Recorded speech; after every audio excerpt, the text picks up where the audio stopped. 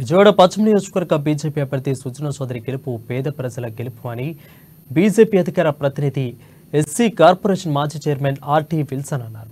సుజనాతో మాలా మహాసభ అదేవిధంగా నాయ బ్రాహ్మణ వట్టెర మాదిగ దండోరా తదితర కులాల ప్రజలు పలు దఫాలుగా సమావేశమయ్యారని తెలిపారు.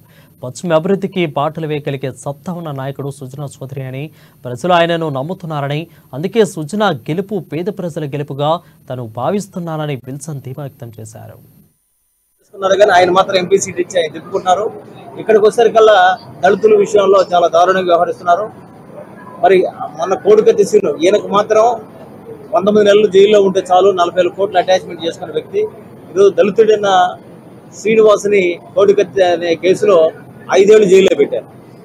ఇప్పుడు ఒక బీసీ కులానికి సంబంధించి వడ్డెర కులానికి సంబంధించిన ఒక నాయకుడు ఒక వడ్డెర కులానికి సంబంధించిన ఒక వ్యక్తిని సతీష్ అనే వ్యక్తిని ఈరోజు జైల్లో పెట్టారు.